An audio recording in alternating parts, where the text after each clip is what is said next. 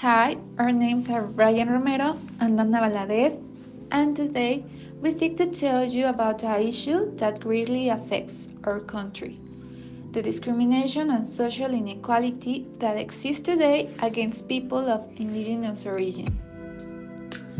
15.7 million indigenous peoples and communities in our country face discrimination on a daily basis in terms of the exercise of rights and access to opportunities for the development of satisfactory and dignified lives. There is still a great inequality that is derived mainly from behaviors, prejudice, and conceptions about ethnic origin, cultural traits, or skin color, among others, which they have strong discriminatory contents and that ultimately translate into injustifiable levels of exclusion, marginalization, and poverty. It is well known that indigenous people have lacked educational opportunities compared to the rest of the citizens, which leads to a higher rate of poverty due to a lack of employability or a fair salary as well as vulnerability. Only in 2018, according to Coneval data, 69.5% of the indigenous population is poor. 15.7 million indigenous peoples and communities in our country face discrimination on a daily basis in terms of the exercise of rights and access to opportunities for the development of satisfactory and dignified lives. There is still a great inequality that is derived mainly from behaviors, prejudice, and conceptions about ethnic origin, cultural traits, or skin color, among others, which they have strong discriminatory contents and that ultimately translate into injustifiable levels of exclusion, marginalization, and poverty. Discrimination is harming someone's rights simply because of who they are or because they believe what they believe. Discrimination is harmful and perpetuates inequality. There have been made so many efforts to reduce the discrimination in our country.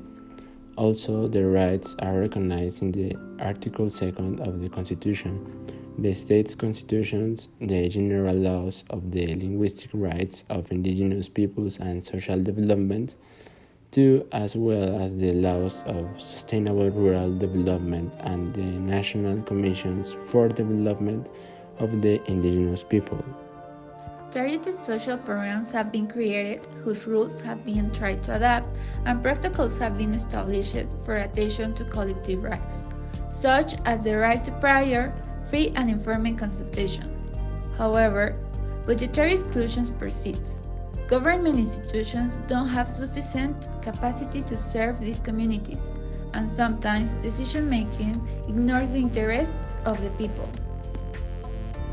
We think that everyone must receive the equal treatments that includes fair and dignified treatments, equal pay and benefits for comparable roles, equal consideration of needs, and equal opportunity for progressions and promotion, and too many other treatments that must be the same for all the people. Finally, we believe that all of us as a society should act with the same respect for all the people, and generating a chain of values will be the best way to help eradicate discrimination.